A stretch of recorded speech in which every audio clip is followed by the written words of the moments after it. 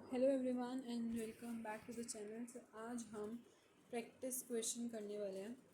Okay, सो हमने discuss किया था एटॉमिक स्ट्रक्चर के बारे में, तो उसी के रिलेटेड हम कुछ प्रैक्टिस क्वेश्चन करने वाले हैं। जिसने एटॉमिक स्ट्रक्चर नहीं देखा वो जाके चैनल पे चेकआउट कर सकता है। Now you can join with this question.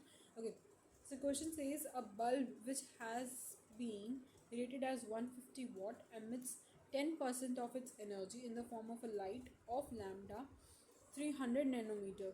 Calculate number of photons emitted per second. 1 watt is equals to 1 joule per second.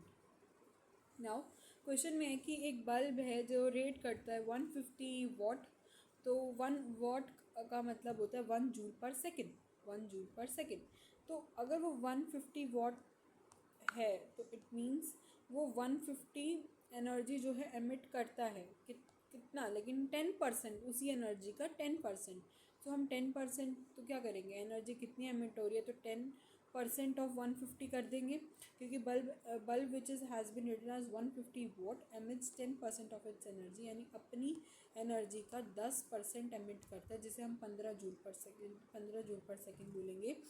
ठीक है, एक लाइट की जिसकी जो लैम्डा जिसका है वो क्या है 300 नैनोमीटर। और एज़ यू नो, नहीं पता तो फिर भी जान लो कि 1 nanometer is equals to 10⁻⁻⁹ meter.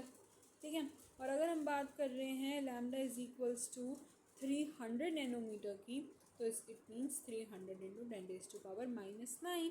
ठीक है, तो आपको इसको मीटर में कन्वर्ट करना है।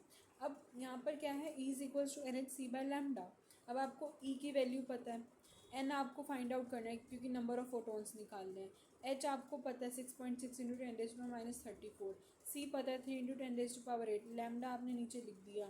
उसके बाद जब आप इसे कैलकुलेट करोगे तो आपको जो आंसर मिलेगा वो 2.3 अप्रॉक्स जो है, हमेशा अप्रॉक्स में निकाला अगर वो आंसर, एग्जैक्ट आंसर कभी भी नहीं आता। ठीक है, आ भी जाते कुछ ऐसे क्वेश्चंस नहीं होते ऐसे, मतलब जब कॉम्प्लिकेट होती है ना कुछ इक्वेशन, तो आप कोई बात नहीं, आप अप्रॉक्स लेकर हर चीज़ को यहाँ पे सॉल्व कर सकते हो। ऑलराइट, सो यहाँ पे जो आपके नंबर ऑफ फोटोन्स आएगा वो 2.3 इंटू 10⁻19 आ जाएगा फोटोन्स पर सेकेंड। ठीक है, इतना आ जाएगा। कईयों का 2.5 भी आ रहा होगा, बट वही है ना, कुछ आप अप्रॉक्स लेके इसे सॉल्व कर सकते हो।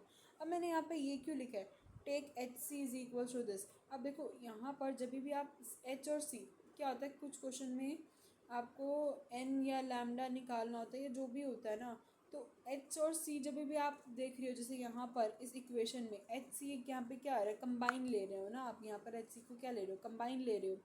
H और C आपका यहाँ पे क्या हो रहा है, मल्टीप्लाई हो रहा है।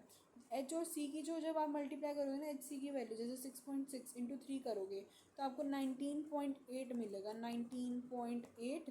और जब 10⁻⁻34 और 8 को करोगे तो 10⁻⁻26 मिलेगा। और 19.8 को हम अप्रॉक्सीमेटली 20 एज्यूम कर लेते हैं, तो 20 इंटू 10⁻⁻26 आप डायरेक्ट रिलेशन लेके हर क्वेश्चन को यहाँ पे सॉल्व कर सकते हो, चाहे जितने से जितना डिफिकल्ट हो 20 ले लो।